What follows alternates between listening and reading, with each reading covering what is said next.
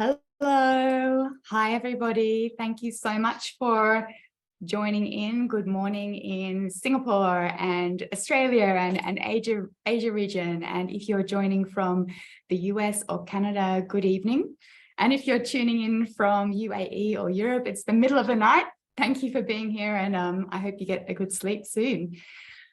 I'm really happy to be doing this live today.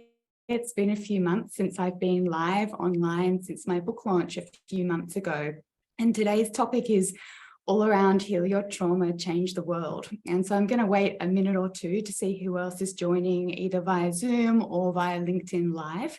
And then we're going to get into it. But in the meantime, if you are joining in, I would absolutely love to know where you're tuning in from. What country in the world are you in? So you can let me know either in the chat in Zoom or in the comments on LinkedIn Live.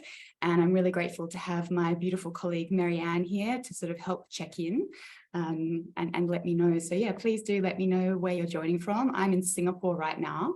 And it's 8 a.m. here, and Marianne is actually over in Adelaide in Australia. So I've had, oh, hi, Barbara, New York. Nice to connect with you. I was just over there, looking forward to coming back next year. So yeah, please do let me know.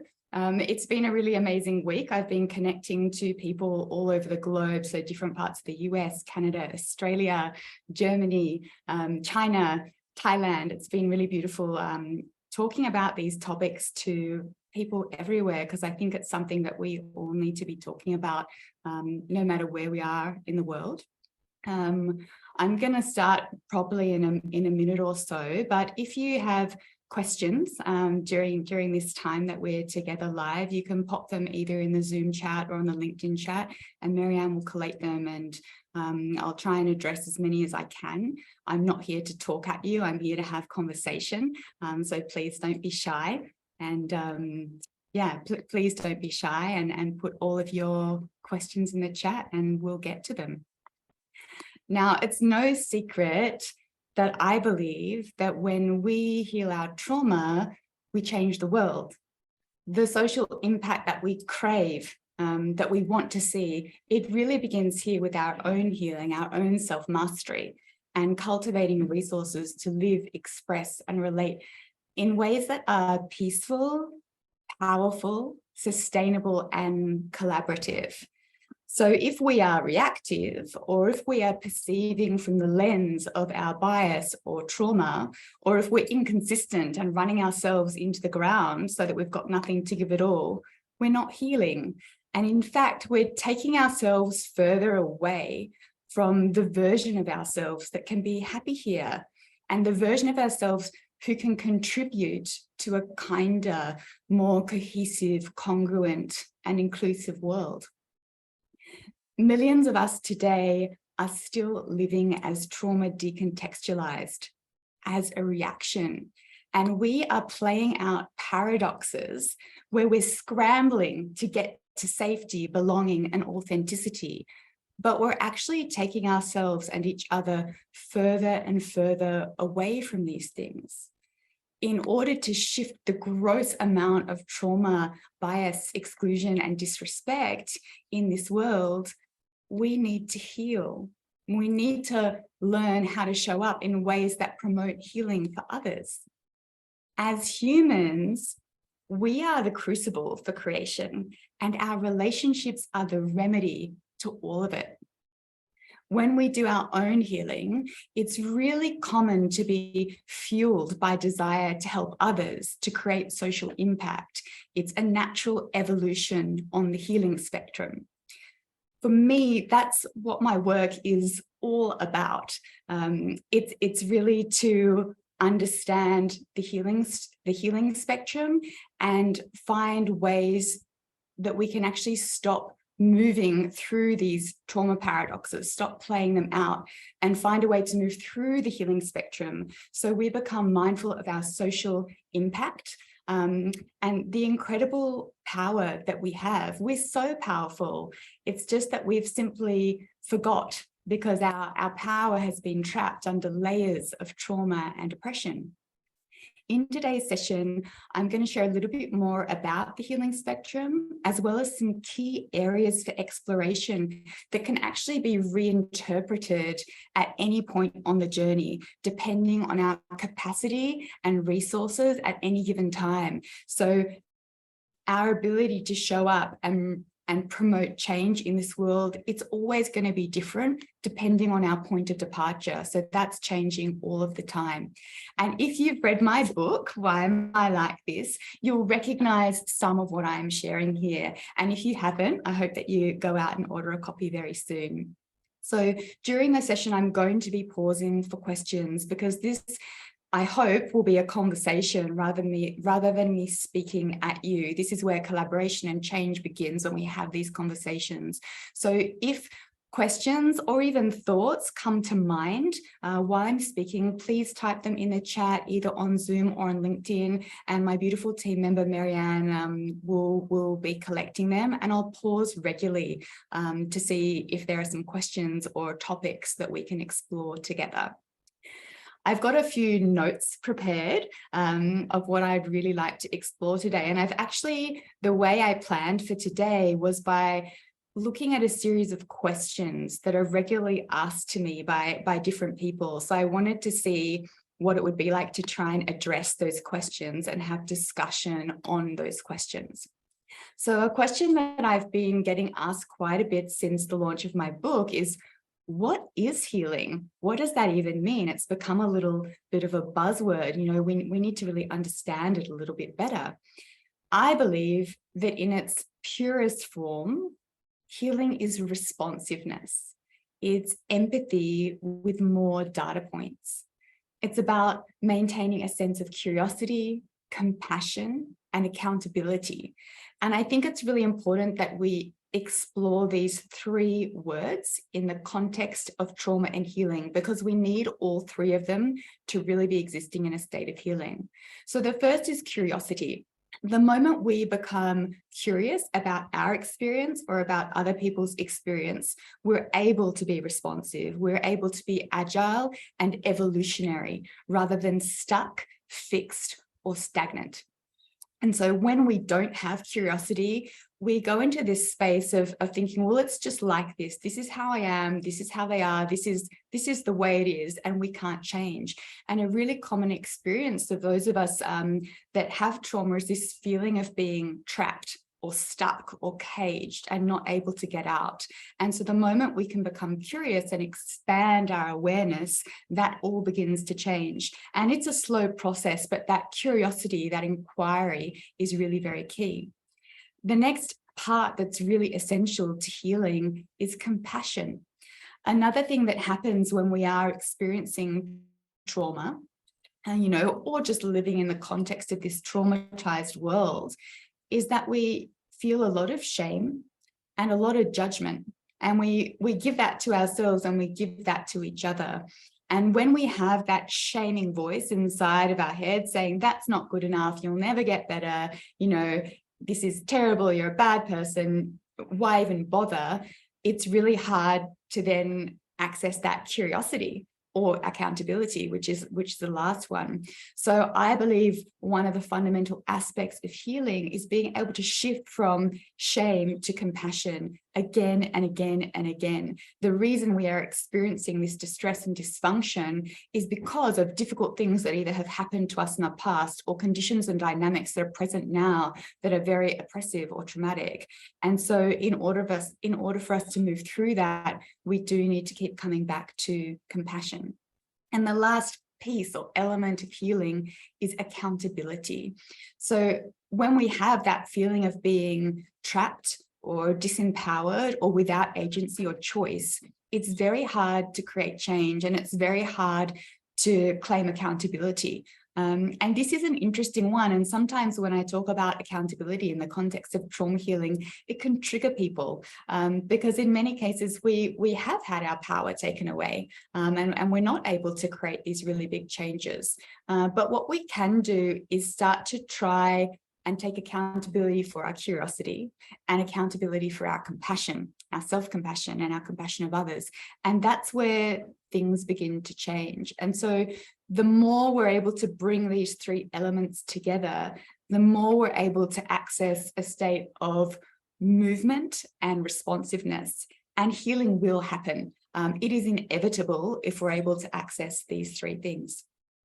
So that's my response to the question, what is healing? I'm wondering if there are any questions about that at the moment. Please feel free to pop them in the chat, whether you're on Zoom or LinkedIn. I'd love to know. Marianne, have there been any questions so far or no? No?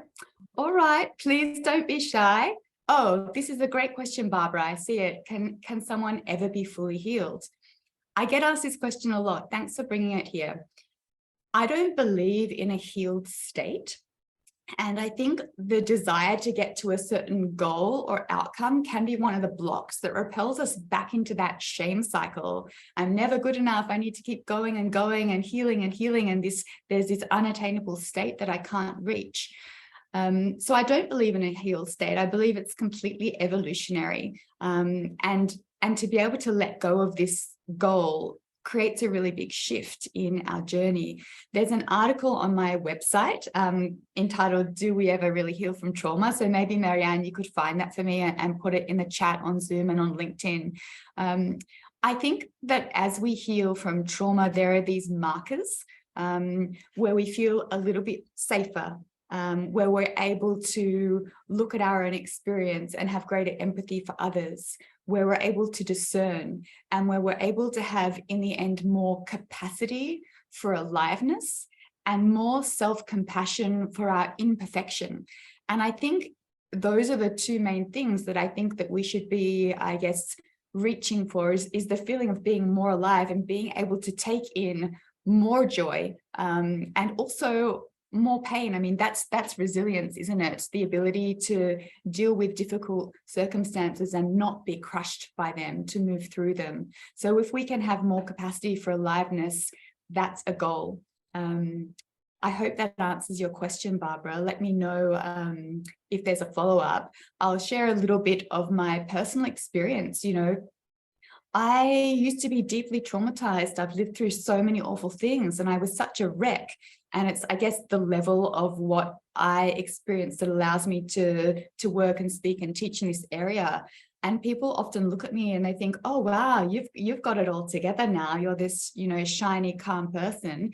And that's not true, not all the time. So I still get very intense triggers. But number one, I can contain them. You know, I don't react from them. So my trauma doesn't leak into the world and it doesn't block me from making really good, healthy decisions that are in my best interest and also a collective best interest. And the other thing is I'm super compassionate with myself. So if I'm having a trigger, I'm feeling anxiety, or if I just need to sit and cry for a couple of hours, I'm actually cool with that. And that took a really long time to get to. But for me, that's where my peace comes from. So I'm not shaming myself for having this very complex experience in the world anymore. This is just who I am in the context of what I've lived through and in the context of this very difficult world. The world is set up now in a way that's not so easy to be peaceful and happy here. And I think acknowledging that, to me anyway, it helps me to let go of that shame. Like, yeah, this is a hard world to live in.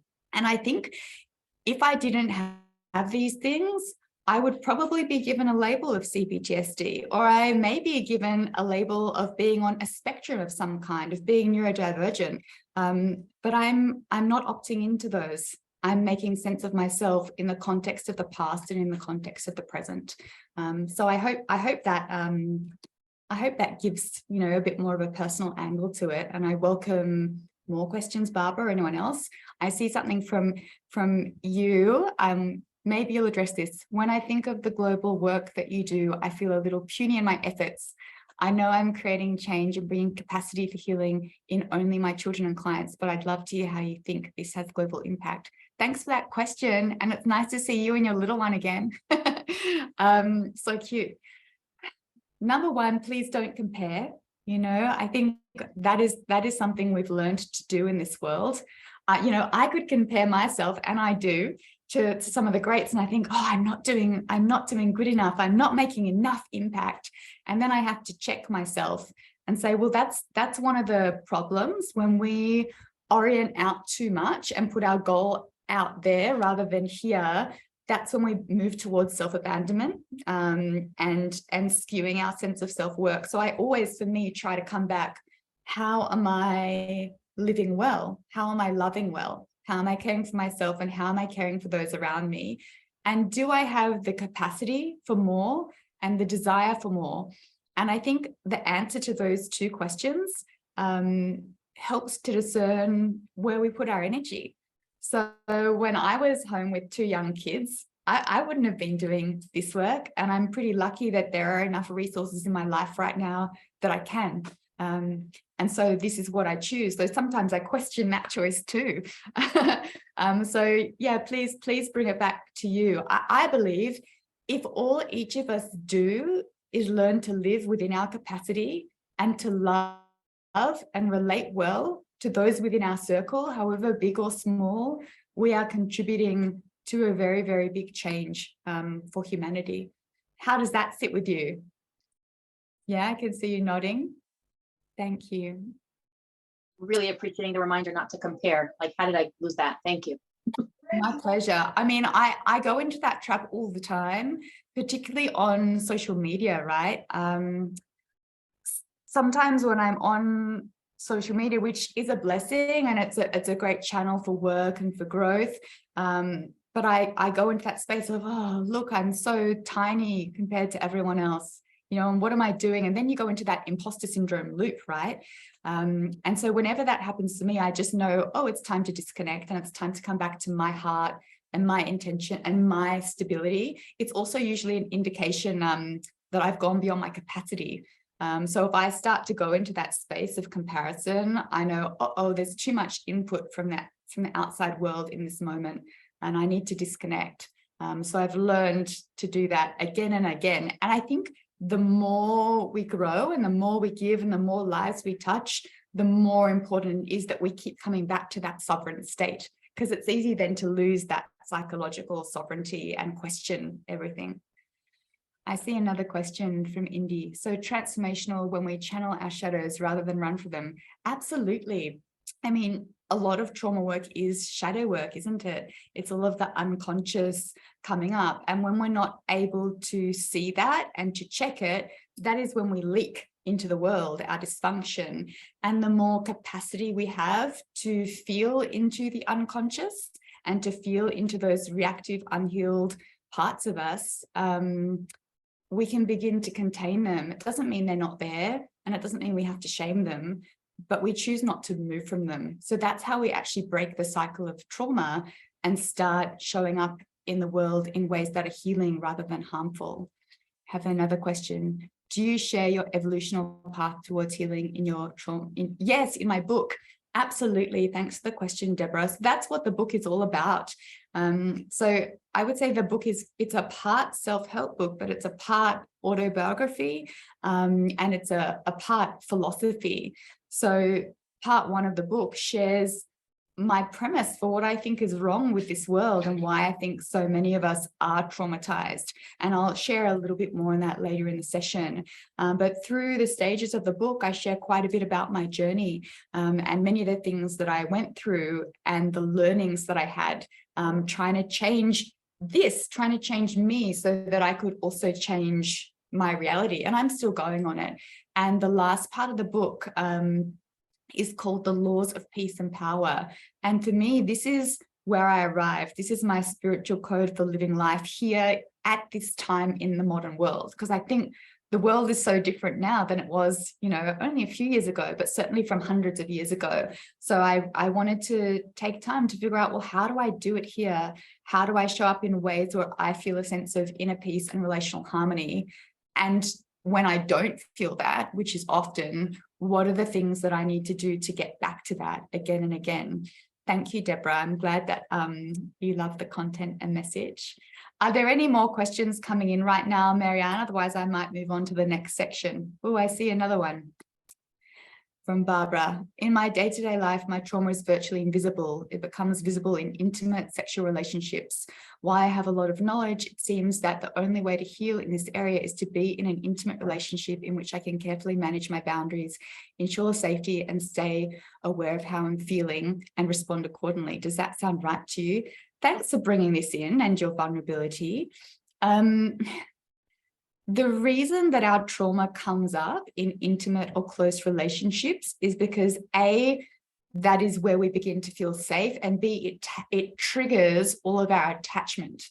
So if we have developmental trauma, which most of us do, it is a spectrum from misattunement all the way through to gross violation. But the effects can show up similarly, which is really interesting. So if we simply had parents that were not emotionally in tune to us, we might present as pretty traumatized. And so all of this stuff comes up the closer and the higher stakes we are in a relationship. Your question about, do I need this to heal, is a really interesting one and something I'm processing at the moment. So I haven't shared yet publicly, but I'm already writing my second book, which is all about love. I think it'll be a couple years out. I'm really like, that's, you know, I'm in my process right now. And that's where my work comes from mainly, is my process and observing others. But I think what's really interesting looking at humanity right now and the way we are exploring relationships is it seems that for many of us right now, that is needed. There is a relationship needed where we figure it out, where we look at our triggers, where we learn how to hold back, where we learn how to set boundaries, where we learn to speak up, where we learn to own our stuff and not move from it. Whether or not that relationship needs to be or should be a romantic relationship, I don't know. I know that there are a lot of relationship gurus out there that say, yes, this is the work to fall in love and repair all your stuff. And I kind of get it, but I also think, I wonder if that is a stage, not only of personal relating, but of where humanity is at right now. And while I think that it is like absolutely important and necessary as we learn to love, to go through these stages where we are learning to relate in ways that are healthy and respectful and also authentic and collaborative, I don't know if that's where love ends. And I also think that there's the potential trap of actually reenactment. So when it comes to trauma, often what we're doing in relationships is playing out the same story again and again, hoping that it will be different. And while it is different when we understand our trauma and we're checking it, we're still altering the way we express in a quest for love. And so I think it's a really important stage, but I don't know if it's an endpoint.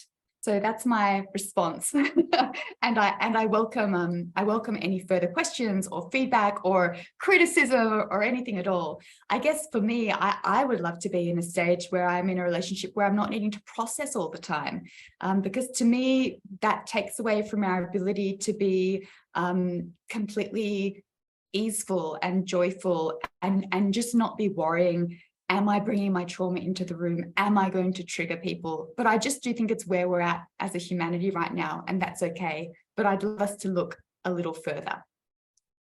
I see another question, lots of questions. So anyway, one of the things I grapple with is getting away from warmongering societies, chiefly the States, and how to interact with people here, given my location in the States at the moment, like so many others. The heart of the society I'm in is vastly destructive based on my narrow perceptions. So curious what you may say in getting away from 350 million plus people here in a positive way. Thanks for that, and taking the conversation in a different direction. So I was just over in the States last month. And last night I actually attended an event here in Singapore, which was discussing the political landscape in the US. So I've been tuning into the States really deeply the last couple of years as I've been planning, planning to work there, because I just feel this sense that's where I'm meant to be working right now. It's a really tough question. I think underneath all of the dysfunction, not only in America, but everywhere, but you asked about America, so let's talk about it. There is this undercurrent of fear. And there is this huge undercurrent of anger, but there is also a huge desire for things to be different, for things to change.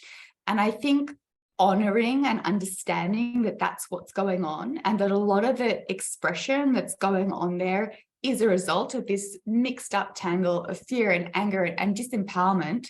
That's one. And if we understand that what everybody wants is safety and freedom, that's it. I want my safety, I want my freedom and my power for choice. One, it lets us empathize a little, but two, it lets us set a boundary and not actually feed into the loop of distress and dysfunction. And that's a task, and it's not something I can, so succinctly answer in a very short question, but it's something that I teach on in my leadership trainings. One of the first rules of relational intelligence, or social mastery is meet but don't merge. So we can understand someone and we can empathize with someone or with a group, but to have the capacity within ourselves to set a pretty firm boundary, whether that be energetic, emotional, or physical, and know, well, that is not mine, and I am sovereign. So I talk about this concept of psychological sovereignty a lot. I'm not going to become part of that whirlpool of distress and dysfunction, but it is really hard. Because it's so intense and there's so much. And when someone is expressing their anger to you, it's really hard not to react. But I believe that is our spiritual work here, to be able to do that, but not to deny what's happening, to be very in tune with the fact that this is going on and it's really difficult. And a lot of our resources are going to trying to stay stable and sovereign. I hope that answers. I welcome more questions, but I'm going to kind of move on with the next piece, but please keep them coming. I love these conversations so very much. Okay, so the next question I'm going to answer is, what is the healing spectrum? So when I say that, some people are like, what are you talking about, Natalia? So to me, the healing spectrum begins with trauma recovery, where a lot of us are now. And once we recover from trauma, we move into post-traumatic growth, where we learn how to be more peaceful here and how to have more capacity to deal with this world. Next, we move on to self-mastery, where we really learn how to look after ourselves and not get so triggered by all of the difficult things that are going on, and go into that loop. And then I believe the next part of that is relational intelligence. So very, very deep levels of empathy, but also, I guess, in intelligence that allows us to respond to people, not just in the context of a current moment, but in a greater context of where we want to go. And sort of this is what the focus of my work is. How do we all get here? Because what a different world it would be. So on the healing spectrum, the level of social impact increases as we traverse it. So the further along we get, the more impact we're having on the world at large. It's really normal and acceptable for us to dip in and out of the stages of the healing spectrum, because healing is so nonlinear, it's layered, and it's textured. So we will continually need to call on that self-compassion each time we find ourselves back in familiar murky waters. So something that people come to me with regularly is, they've been doing their healing work and they get to this great place and it feels like the promised land and everything's going to be different and there's this hope and excitement for the future. And then it's like all of a sudden they're back in the hole or back in the cage. And when this happens, it's really common for us to lose all hope and going into that very shaming, hopeless space. We're like, well, why should I even bother? And something I continue to share with people who bring this experience to me is, this is normal. The 2 steps forward, 1 step back, or 1 step forward, 10 steps back, it's really normal. So we need to connect into that curiosity and that compassion and that accountability to keep going. So please do keep the questions coming. I'm glad that makes sense. The next question that I want to answer is, why are we all so traumatized? Why do we need to heal? Like, what is going on in this world? And for this, I want to refer to the premise of my book, Why Am I Like This? So part 1 is called The Existential Shift. And my belief is that many of us did not receive the basic 3 ingredients that we needed to show up in the world and sense all is well. I have a sense of internal peace, and I feel at peace and safe and empowered in the world at large. And those 3 ingredients are 1, safety, 2, belonging, and 3, authenticity. So as you're listening, I invite you to quiet. Did I get access to all of those things, or just 1 or 2, or none of them? And if we didn't receive all 3, it will actually cause a change in the way our self develops, and also in the way our relational or proprioceptive pathways develop. And so if we are born without the resources we need, or as a response to threat or exclusion or suppression, it's going to be really hard for us to show up here. And this is our trauma. And in the simplest terms, in order to heal this, we need to actually dose ourselves up with those 3 things that we were missing right at the beginning: safety, belonging, and authenticity. And so not only for ourselves, but for others, when we're creating relationships or communities or organizational culture, we can just continue to ask, how can I offer these to myself or others with all of the different strategies or tools that I have? How can I create these? And when I'm tuning in either to myself or others, and I know that something's not right, which of these 3 things are missing? And I think this is the simplest inquiry, not only to answer what's gone wrong here, but also how do we start to move towards healing? So this is the premise of the book. And as it goes on, I kind of unpack it with more and more nuance, looking through various lenses of psychology, science, spirituality, to really bring a lot of texture to the answers. I see another question. Why didn't we receive those 3, and what is different that we can give it to the next generation now? Great question. I mean, we're talking about intergenerational trauma. I don't know for any of those of you that saw, I shared on LinkedIn a few days ago this image of generations. There's a family component and there's a cultural component. If you think of the way your parents raised you, it probably wasn't with these 3 things for many of us. And then if you think of the cultural element, we have lived through wars and depressions and all kinds of things. And when there are these big life events, it changes what we're able to give each other. So whatever our parents or our grandparents or great-grandparents were living through altered their ability and their capacity and their resource to show up and to perceive, express, and relate and give us these 3 things. And I think, you know, what's different now is that we are beginning to get more and more curious. There's research, there's science, there's studies that shows us that we need these things. And so as parents now, we have so many more resources and so much more awareness than our parents had. And for many of us, we have a lot more capacity on different layers as well. And the other thing that I think that we have in this generation is this desire and this will and this deep wish that our children have it differently, not necessarily in a financial sense or a success sense, but in an emotional, spiritual, relational sense. And so it's that desire that I guess is it's the vehicle that's going to take all of this new awareness and understanding and deliver it. I hope that answers. Welcome any follow-up questions. Is it okay if I follow up with speaking, or would I rather type? Pardon? Say again. If I follow up by speaking, or should I rather type? Sorry, I still couldn't hear you. Is it okay if I follow up by speaking, or should I rather type? Oh, go speak. Thank you. And I've gotten tongue-tied and forgot my question. A question that I always get is, but for generations, they lived like that and everybody was okay. What's different about us that we can't handle this anymore? Why are we so weak? Why do we need all these things? I don't think we're weak. I think we're just getting in touch with ourselves. I don't think it was that other generations were stronger. I think it was that they were in survival mode and dissociated. So when we're dissociated, we're not going to feel any emotions. And, you know, we're not going to have appropriate responses. So that is a survival mechanism, is to grin and bear it, embrace and go through. For for many reasons, we are more in touch with ourselves now.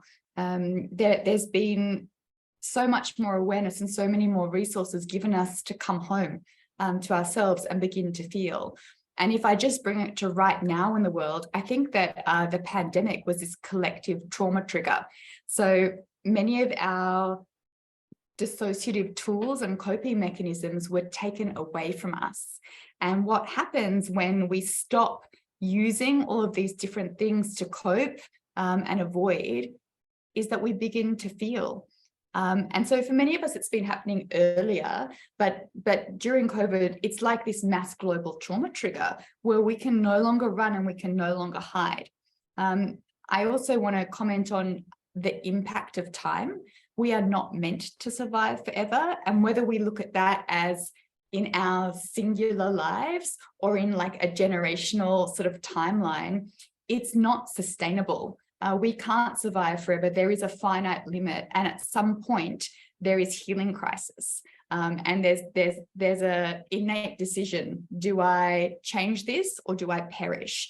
And so if I think of it more from, I guess, a global intergenerational and spiritual perspective, it's like, this is the task now. Humanity can't take it anymore. You know, and if you look at the climate in the globe, it's the same thing happening in the globe, right? We're realizing the way we're living doesn't work anymore. Whether that's through the way we're treating the earth, whether it's through the way we're running business, whether it's through the way we're looking after ourselves. And so I think they're all connected, but the change has to begin here. Otherwise we continue to leak and we just create another cycle where we're not dealing with the root issue. And one of the biggest root issues is we are not living within our capacity or in a way that is authentic or sustainable. I hope that answers. Yeah. All right. Thank you for the great questions. Yeah, if you're on Zoom, you can feel free to chime in if you want to speak rather than type. However you want to show up, I totally welcome it. I'm going to answer the question now. Why is relationship so important in the healing process? Why can't we just do it by ourselves? So we are inherently relational creatures. We're dynamic and reflective, and we learn and develop based on resonance or dissonance. Unfortunately, many of us lacked good, healthy, kind relational modeling. And the way the world is set up now primes us for competition, and we mentioned before, comparison and exclusion and survival. So it can feel really quite hard to move and relate in ways that don't play into the foul game of it all. As babies, we actually need human connection. We need relationship in order to survive and develop and thrive. Community building is the same. We learn how to relate together. We can't do it on our own. And so when we are looking at healing, we need to, I guess, go back to those very foundational human principles that we need to learn and reflect and evolve together. We actually can't do it. And in the end, no matter how much healing work we do, our ability to sit in meditation alone in the woods really means nothing if we cannot commune peacefully with others, because we're just not meant to exist alone. When we're in the healing stage, we do need others to provide a safe haven, orientation, and almost become a lighthouse that reminds us of the goodness of people. We need that. And once we get to a certain point in our own journey, we become that reference point. So we become lighthouse in the dark and a source of hope and light for others. And that's just how we work. We are relational. And in fact, I think that's the work for all of us, to become the embodiment of goodness and kindness, but at the same time, to become the embodiment of peace and power. So being good and kind doesn't mean being a pushover or not having boundaries. In fact, these two things need to go together. So it's not about overextending ourselves or martyrdom or becoming a savior.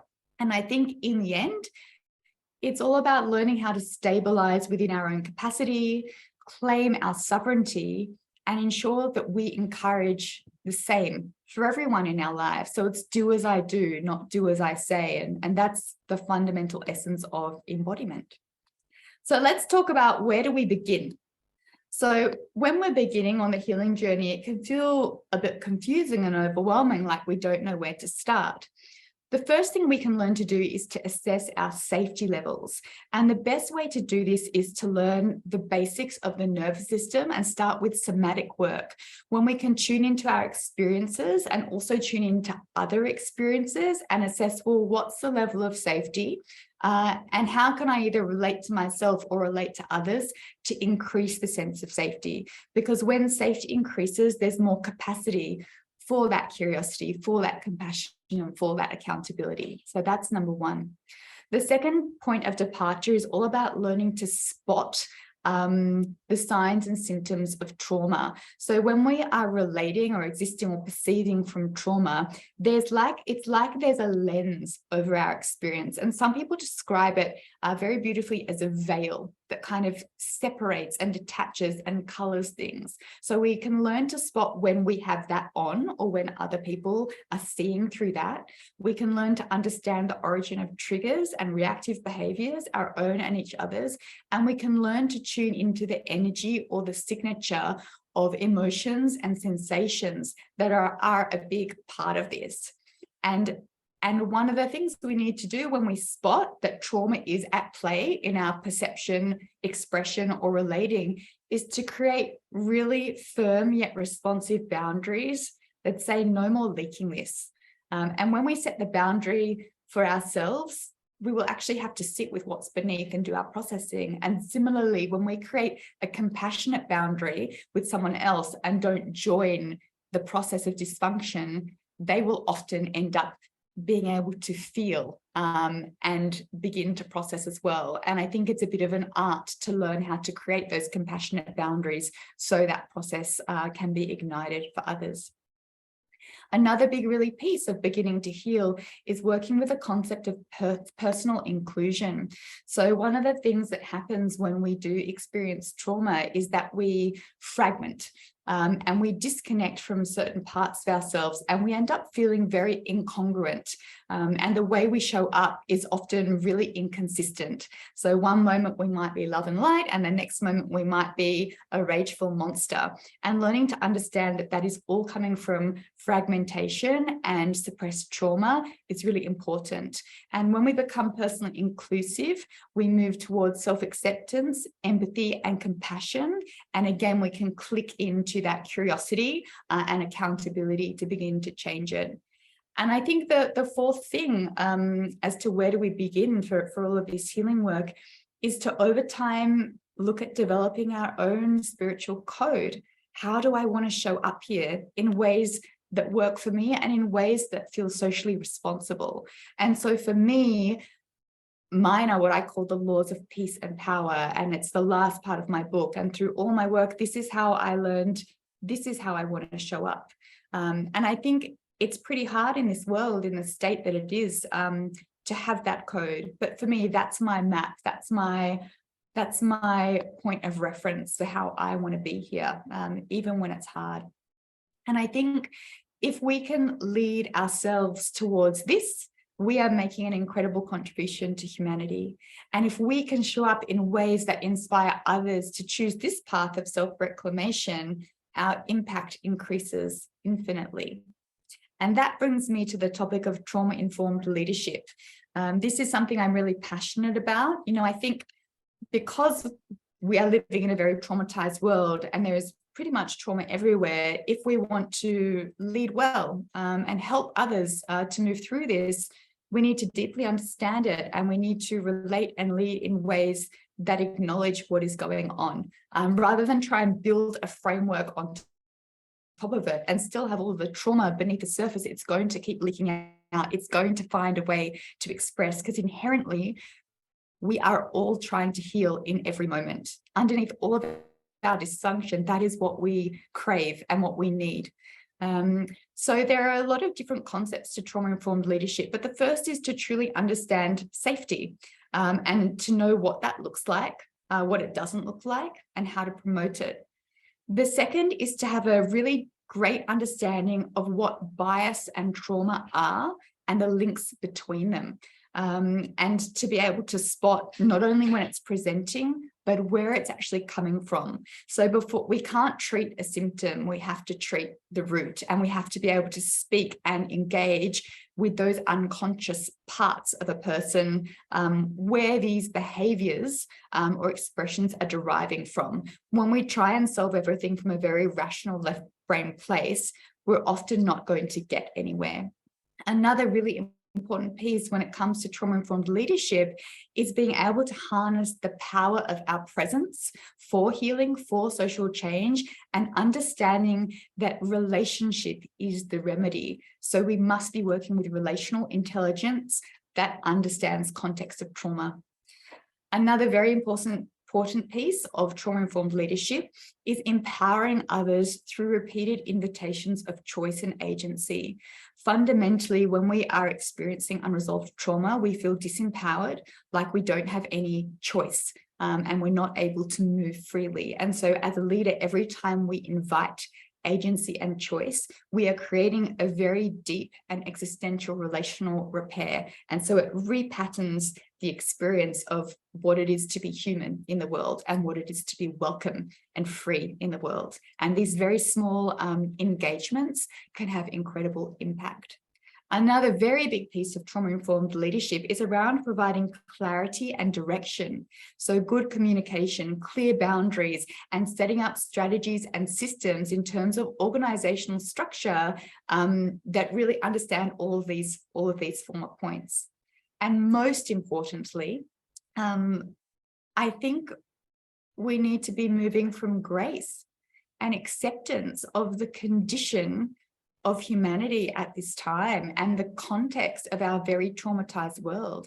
And so perhaps the way we may have led 10 years ago isn't going to cut it right now, because the world's very different. We're living through really difficult times. And so I think the way we show up and relate and lead really needs to account for that and honor that.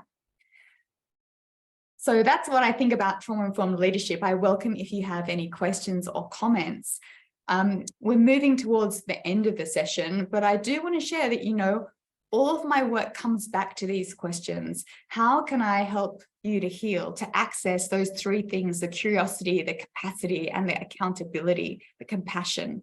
And how can I meet you where you are on the spectrum of healing at any given time? So we need to always be responsive. Remember, I sort of spoke about that is the core element of healing. How can I be responsive to where you are and what you're experiencing?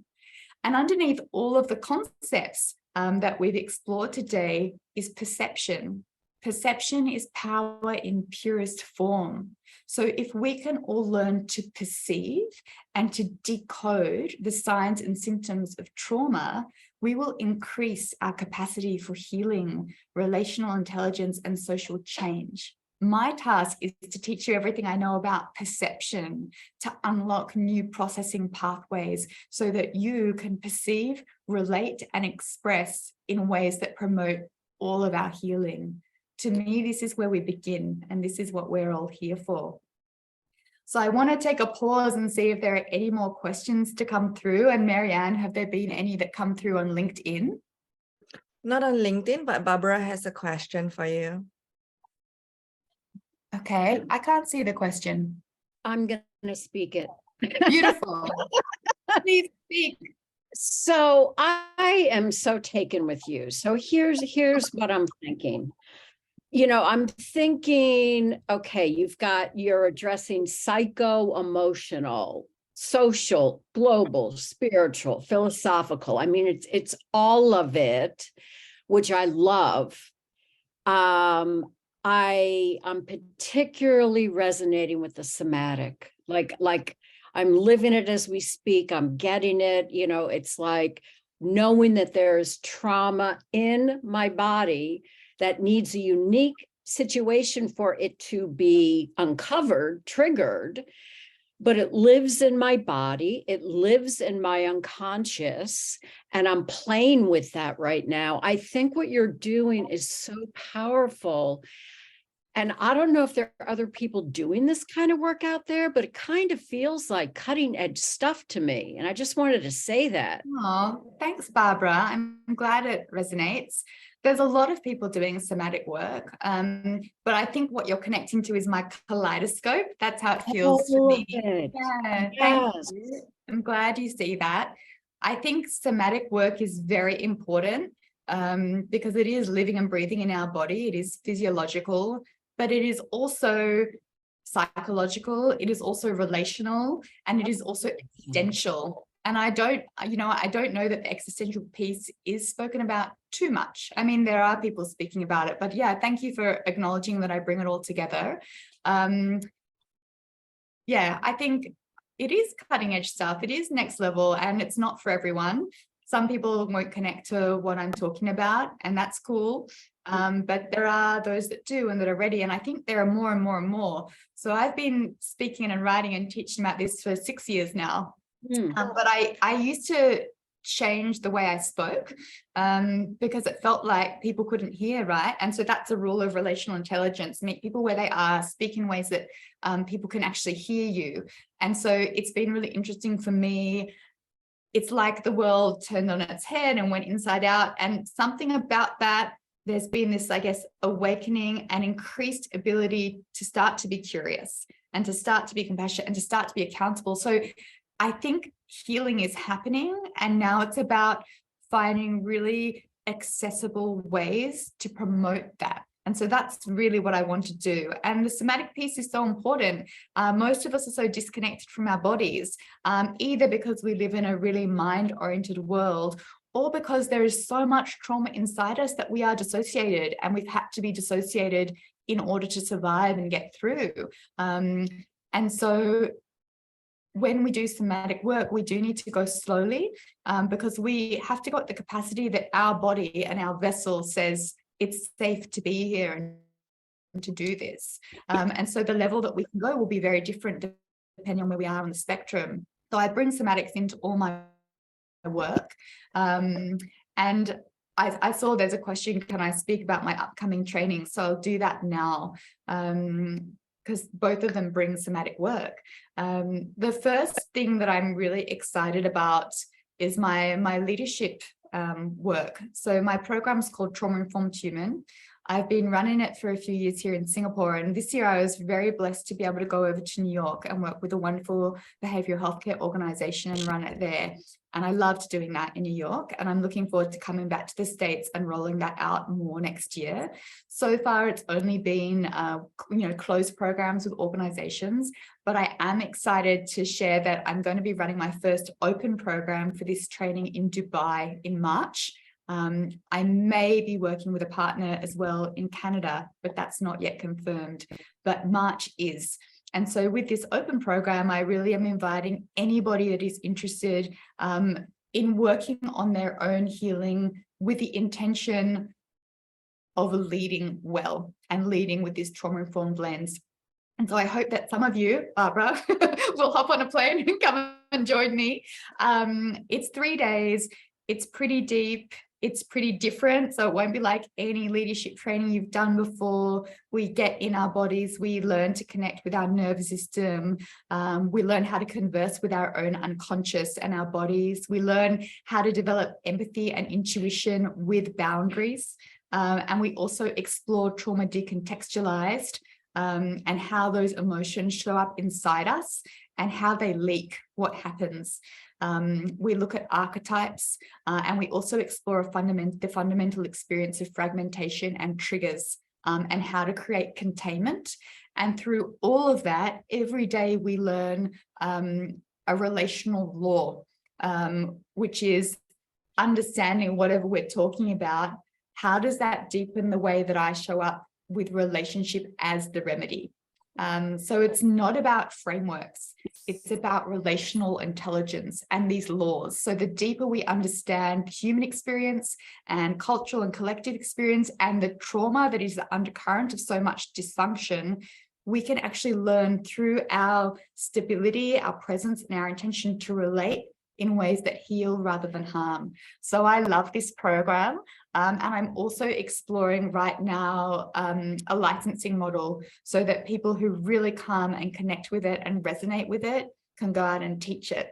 So that's my biggest passion right now. I see the question, is it specifically for people in leadership? It doesn't have to be. You know, if you are a human that wants to heal and wants to learn to show up and create impact with others around you, then you are welcome at this training.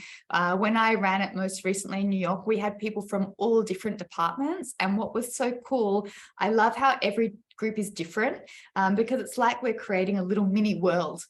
So we have different levels of awareness, of emotional intelligence, of IQ, of life experience, but there will always be shared themes. And so we really belong with each other in the process. So that's Dubai. I'm also really keen in finding a partner to bring it to the US. I have not yet for an open program, but it's something I'm exploring. The other program that I'm really excited about, but it's more specific, is trauma-informed relational somatics. So this is my professional development training for therapists, coaches, and healthcare practitioners. I've been running this for quite a number of years now in Singapore. I'll be running it again in Singapore. It's 2 modules in February and March. And I'm super excited to announce it's not even out there yet. We just decided on Wednesday. I am coming to the US to run it next year. I'm going to be doing module 1 in April and module 2 in May. So that just got confirmed on Wednesday. So the information isn't even up yet. It's going to be in Ohio, Kentucky area. We're still confirming the venue, and I'm very grateful to Melissa from Tri-State Trauma Network for supporting me to bring this work over. This is really deep transformational work. You have to be prepared to come and do your own processing and get in your body and learn how to process through your own vessel before you support someone else. It brings a deeply relational approach to therapy or coaching or healthcare. And people in the past I've had from all different modalities, from psychotherapists and psychologists through to physiotherapists, through to doctors who really want to learn to provide a relational approach to healing. We learn a series of touch holds, so there is a big touch component, and we also learn a series of verbal cues, and we learn to understand very, very deeply our power to relate. So we can learn basically through, when we're working with a client, if they have a certain relational trauma history, we can learn to either counter that or we can learn to provide things that were lacking. And it's incredibly powerful. Another very, very, very big piece is learning how to work with the boundaries and the freeze responses and the triggers that show up somatically and relationally that are unconscious, and actually come towards them. So rather than run from triggers, we learn how to create a compassionate space to sit with the triggers, allow them to ignite, be held, be explored, and transformed. And so, yeah, this is a very beautiful training. And this is the work that comes from years of me working as a therapist and having people fly in from all over to try and get to these root causes. So module 1 is all about safe somatization and helping people be safe to come home to the body and come into authentic relationship. And module 2 is all about processing the trauma story. So we learn how to spot specific symptoms of trauma and suppressed emotions in the body, and how to safely connect in for an integrated process of release, transformation, and integration. So it's a very powerful, beautiful work. And yeah, I mean, I love my work. So I'm really excited to bring it to America. When I was there in Kentucky last month, last month, I did a 2.5-hour session, which was an introduction to this. And it was amazing to see an entire room full of people that were so ready and so curious to explore. And something else I loved was that it was pretty much 50-50 men and women. Whereas here in Singapore, I usually attract women only, and I'm lucky to have one token male. So I was very excited to have so many men, touching and holding and feeling. It brought me a lot of joy. So I'm looking forward to that. That one, the sign up, the registration will probably be up in about 2 weeks, but you can always shoot me a DM on LinkedIn or an email if you want to be notified when you can actually sign up. I see the question, are there any online only options? Not yet, Paul. You know, so many people ask for online, and it's funny, through the pandemic, everyone's like, oh yeah, online is as good, you know, it's as good. But my truth is that no, it's not. So when it comes to human connection, nothing beats in-person interaction. And when it comes to somatic work, the touch is so powerful. And when it comes to leadership work, you know, my trainings are experiential, they're processing trainings. And there is so much more safety when we sit in a space together. So for now, I don't offer any of these online. I may look at next year doing like a monthly class online, but it will not be the same. So I hope that answers. And I'm really interested to bring this work to other areas. But for me now, that's all about finding the right partners that are really resonant with what I'm doing and would like to help bring it to more spaces. So that's a little bit about what I'm doing. So to clarify, there is Trauma-Informed Human Dubai March, the open program. There will be TRS both in Singapore and over in the US. And I will keep you posted about more trauma-informed human open programs. Right now, knowing that I'm coming to the US in April and May, I'm going to be staying for at least 5 weeks. So I'm really open and keen to work with others that would like to bring more of this work around the region.